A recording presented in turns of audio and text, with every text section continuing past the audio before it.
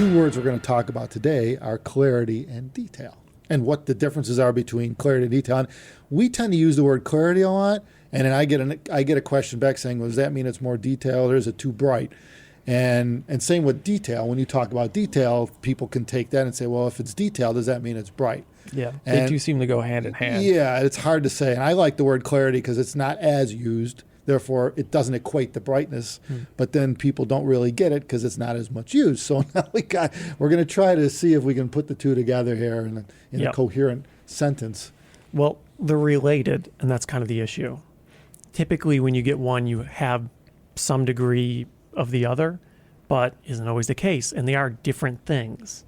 So I guess describing it can be a little challenging, and oftentimes people kind of sort of use the wrong word, further creating confusion.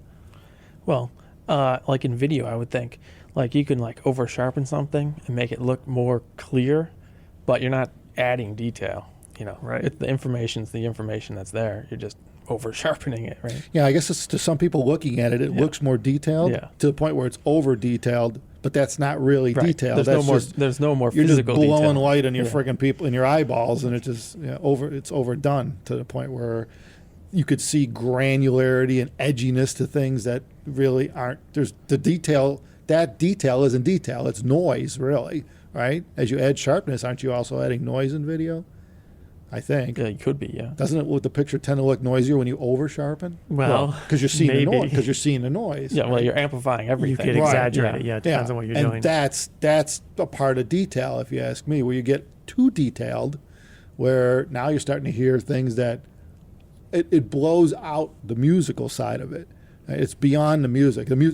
A guitar shouldn't sound that detailed. They never do, right? Harsh. No matter usually. right. It gets to be harsh. Video, same thing. Yeah, you put that slider on a TV all the way up on sharpness, and it's like, oh my, everything's just hard and Especially if you got a shitty source like cable TV or something where you're running a box with 1080i. What's the thing? Because you have less actual information, and then you're over sharpening that. Right. So you can't replace more information. Yeah. And it's compressed to begin with. Yeah. It's a compressed video signal coming over cable, putting out of a box at 1080i resolution into a 4K TV. What do you think is going to happen when you sharpen that? Right. What you're really doing is exaggerating some details so they're more apparent, but you're not creating new detail. Yeah. And the reality of now, here's where clarity comes in my mind. All right. I'm thinking about the source when I say clarity. When I say something has greater clarity, it's greater clarity to the original recording. Now, some could say, well, how do you know what that sounds like? Well, when you get really good at this, you kind of know, you know the difference between extracting information from the musical side of it on the original recording and blowing it out where you're faking it. And it's not real. It doesn't sound lifelike. It sounds artificial. Yeah, I think, things that sound very clear, usually just the system disappears, Yeah. Just sounds real. Like they're there. Yeah. Like a guitar's just playing in front of you, the piano's in front of you, a vocalist is in front of you or near you. It doesn't sound forced or anything. Yeah. Like if you get things that are heavily DSP'd and stuff, because they kind of start to sound artificial. Yeah. That's too much detail. Yeah, right. It's in your face. Yeah, that's not clarity to the source. That's not clarity. It's not clearer to the source. You're pushing information in your face so it sounds unnatural. That's where the human brain comes in. That's where, people talk about measurements too all the time. It's like you could measure frequency response, but how does that sound? And you're not measuring the clarity relative to what you're used to hearing. There's nothing that really is measuring, does it sound like a guitar would sound in front of you? There's no overall measurement that says lifelikeness of a guitar on a scale from 1 to whatever, 100. You can't get that out of a measurement. You got to listen to it. And that's difficult. That's what makes it difficult to explain. There's no way to explain it objectively. It's a subjective thing. You have to listen to it to understand it and explain it relative to that song, that track, that system, and you. It's confusing. Clarity. When I think about clarity, I'm thinking about listening through the system, through the speakers, through everything, to the original event. You're trying to picture that. And to me, the finest in clarity is what makes that entire soundscape as lifelike as possible. And when you get to a point where and a lot of people have never gotten there yet, But when we get to a point where you hear all that, where the whole thing sounds like everybody in the band sounds like you're just with them, that is the ultimate setup right there. That's true clarity. It's very difficult to do. We've had some systems that could come close to that. I've heard it in 2-channel come close to that.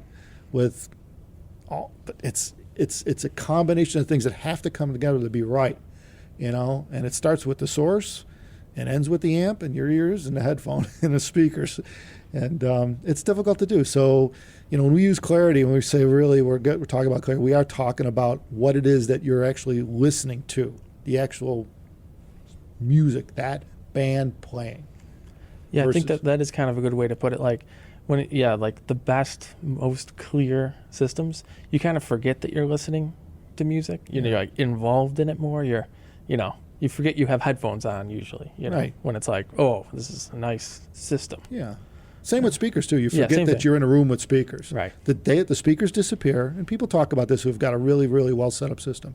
The speakers disappear, and you've got the band there playing in front of you. It's like listening to a live band on stage in front of you. That's hard. I mean, little adjustments start making big differences when you're trying to get to that point, though. Yeah. Yeah. It's Anything. like, oh, I toe them in just a little more, and Yeah, especially with speakers. yeah, Yeah, because you're messing with you're fighting the room. yeah, reflections. and- Yeah, headphones can be a lot easier to set that up but even then, with headphones, positioning on your ears still change the acoustics. The way the drivers bounce off your skin, where they enter your actual ear canal, the shape of your ear, and so it's different for everyone. So someone could say, "Oh, you got to put these headphones on your head this way." Well, it depends on your ears. If they're shaped differently, it might be a different way. So even moving headphones about can change that a bit.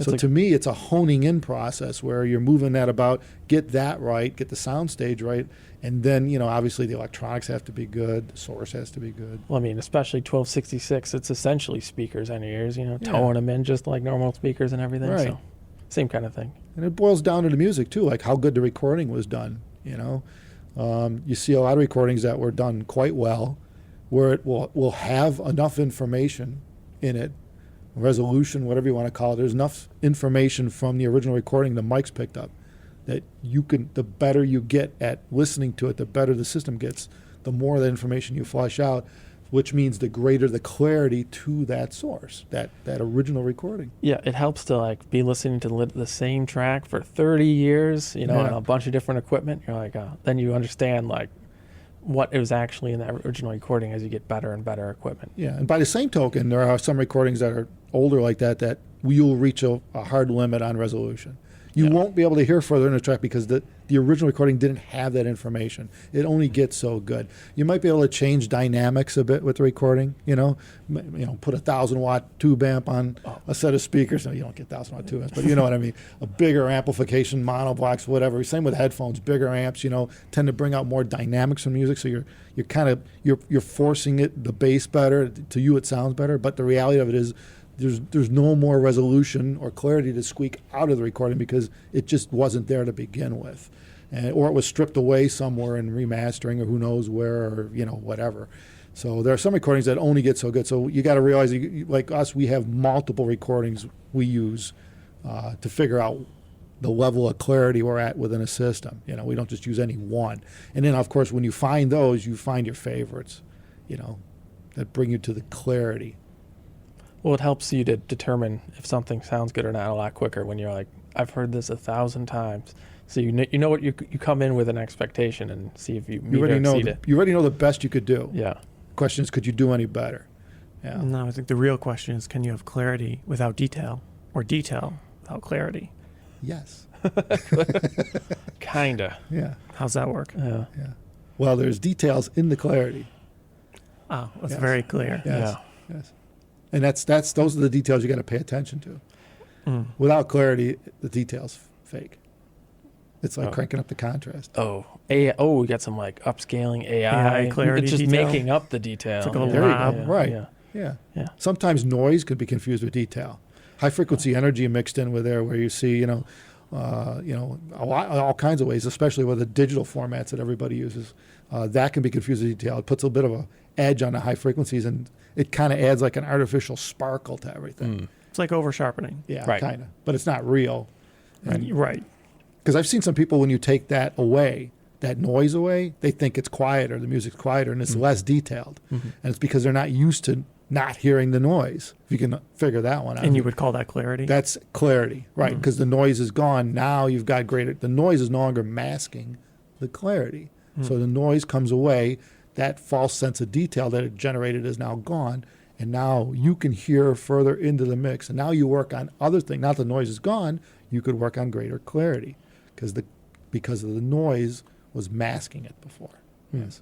Well, the best example of clarity I've heard was that rebuilt Studer master tape. Yeah. A80. Yeah, that just sounds, I think that thing was 80 grand when it was new. Yeah, I don't know when they were built in the 80s. 80s, yeah. Yeah.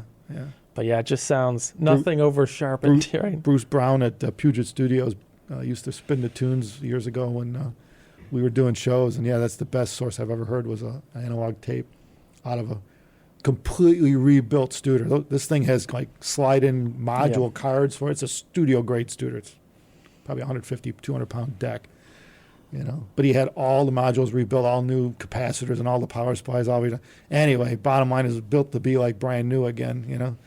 Probably cost another 80 grand to do that. Well, he said, you don't want to know how much. Yeah, it costs. right. That's not a cheap thing to do, and you got to and finding the guy to do it right is There's all not the other. many. Yeah, there's probably 2 in the whole country. But bottom line is, that was ultimate clarity. We had guys that heard their shit crying in that room who said, "I've heard this song a million times in my life, and I've never heard it like this." Yeah, well, that's literally going to the source, though. I wish one of these trade shows we're going to have to bring an analog deck and a real one, and do reel to reel on headphones and show people what we mean by that. One of You these need like days. a little booth and the whole deal for it. Oh, though. Yeah. Usually pretty loud environments. A lot of foam, big walls. Oh, it's called a room. You get a room, you fill room. with foam. Yeah, you put a room in a room. The headphones in a room, or a room in a Room? room. Yeah, a room in a room. Yeah, maybe. Roomception. Yeah, Yeah. and in partitions. Partition room section? So you partition people in a room. How many people are in this room? Their room in a partition in a room. Ah. Yeah. Kind of like those old phone booths. Remember the phone booths? Back in the day, a lot of people don't even know what the hell a phone booth is. But remember they had like perforated metal in the phone booth so you could put the phone stick your head in there and it would block out the road noise or whatever the hell was going on because these phone booths were out in the middle of open somewhere, you know, in the middle of a store. Or, back in the day before people had cell phones, they had to put a quarter in a phone to make a phone call. Wow. And you'd have background noise from other people there. Uphill both ways. But they had these basically a soundproof type thing. You could shove your head in dead in the sound of that noise. It was like perforated metal with something inside of it. School buses do that too. Yeah? Yeah, when they're the rear engine school buses, Yeah. the ceiling in the back of the bus is perforated. Yeah. Now that helps. Wow. That helps get greater clarity. Does it now? You're But does it give you detail? Well, it doesn't do anything. Well, with detail. you're getting less detail from the noise in the background and Less more than detail detailed from the noise. music, which should give you greater clarity as long as you have good clarity to begin with. You're just dropping noise. Yeah, Yeah, you're dropping You're not noise. adding more Yeah, detail. but the dropping noise adds to clarity, for sure. Hmm. As vice versa, you add noise, you reduce clarity. Hmm. Yeah. As always, if anyone out there has any ideas for a future topic, you could send it to us at totl@abyssheadphones.com. We'd love to hear it. Leave some comments below what you think about future ideas for videos and whatnot. Whatever topics you have, whatever topics you don't really have familiarity with, we could hopefully answer them in a future video. Take care, guys. Take care, everyone.